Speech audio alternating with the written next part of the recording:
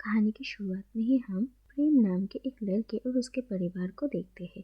प्रेम अपने बड़े भाई राजेश और अपने ताया जी कैलाश नाथ के साथ रहता था। कैलाश नाथ जी ने कभी भी शादी नहीं की थी और वो अपने दोनों भतीजों को बहुत प्यार करते थे।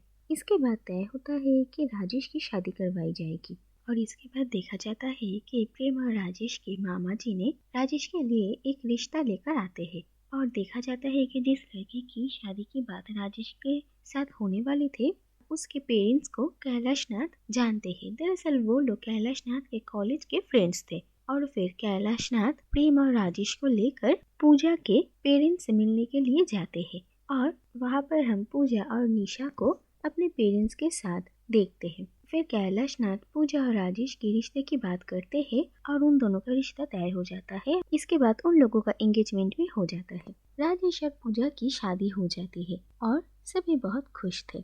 दूसरी तरफ हम पूजा की छोटी बहन निशा और प्रेम को देखते हैं जो कि एक दूसरे के साथ हमेशा मस्ती मजाक किया करते थे और प्रेम निशा को पसंद करता था। इसके बाद देखा जाता है कि पूजा की शादी होने के बाद वो जब राजेश के घर आती है तो सभी पूजा को बहुत प्यार करते हैं और पूजा भी पूरे घर का और घर के लोगों का ध्यान रखती थी। और देखते ही देखते बहुत दिन बीत जाते हैं और ये पता चलता है कि पूजा प्रेग्नेंट है और इस बात से सभी खुश हो जाते हैं। इसके बाद पूजा की गोद भराई के लिए निशा उसके घर आने वाली थी और प्रेम निशा को लेने के लिए जाता है और रास्ते में आते वक्त प्रेम और निशा की एक दूसरे से बात होती है। इसके बाद धूमधाम से पूजा की गोद भराई होती है। दूसरी तरफ हम देखते हैं कि प्रेम और निशा भी एक दूसरे को पसंद करने लगते हैं और वो दोनों एक दूसरे के करीब आ रहे थे। इसके बाद देखा जाता है कि पूजा का भी डिलीवरी का वक्त होता है और उसका एक बेटा होता है। दूसरी तरफ हम देखते हैं कि पूजा की डिलीवरी के दौरान राजेश उसके साथ नहीं था क्योंकि वो बिजनेस के कुछ काम के लिए बाहर गया हुआ था।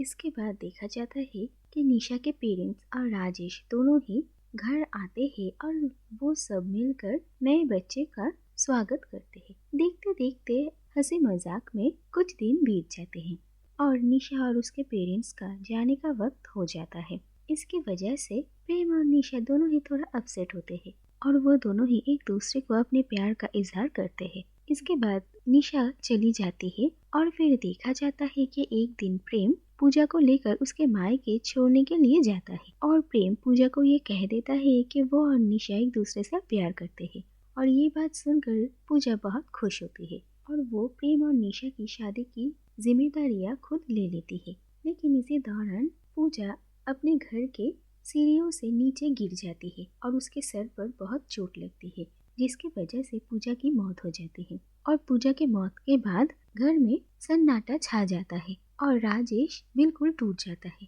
और थोड़े दिन बीतने के बाद सबकी एक ही परेशानी होती है कि आखिर राजेश का बेटे का ध्यान कौन रखेगा। इतना छोटा सा बच्चा बिना माँ के कैसे बड़ा होगा। और राजेश की माँ में उसकी दूसरी शादी के बारे में बात करती है उनके ही पसंद के एक लड़की के साथ। लेकिन कोई भी इस रिश्ते से खुश नहीं था क्योंकि वो लड़की राजेश के बेटे की जिम्मेदारी नहीं ले सकती।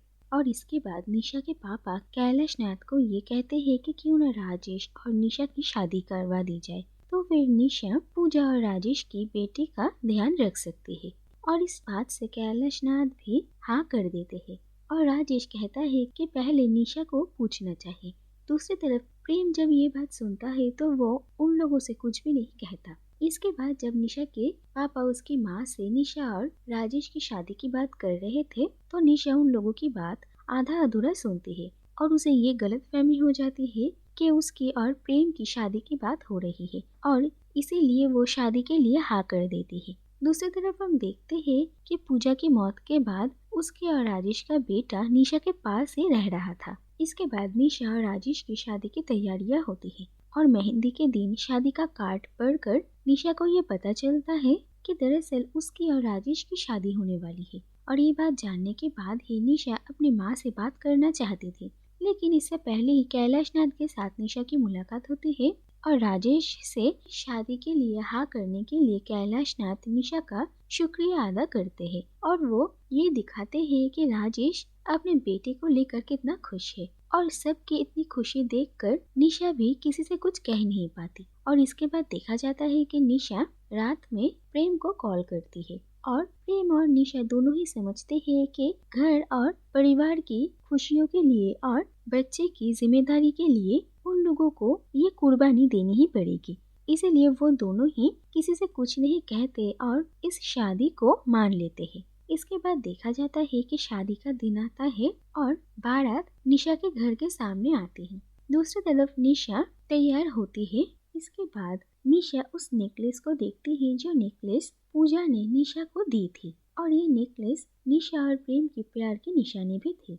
और फिर एक लेटर लिखकर निशा इस नेकलेस के साथ प्रेम के डॉग टफी से प्रेम के पास भिजवा देती है। लेकिन इसके बाद देखा जाता है कि ये लेटर और नेकलेस राजेश के हाथों लग जाती है और वो इस लेटर को पढ़कर समझ जाता है कि प्रेम और निशा एक दूसरे से प्यार करते हैं और पूजा को भी ये बात पता थी। इसके बाद राजेश प्रेम और अपने घर वालों के साथ निशा से मिलता है और वो सबके सामने ये कहता है कि दरअसल प्रेम और निशा एक दूसरे से प्यार करते हैं और उन दोनों ने ही ये सब कुछ घर वालों से छुपाया था और राजेश और निशा की शादी होने वाली थी।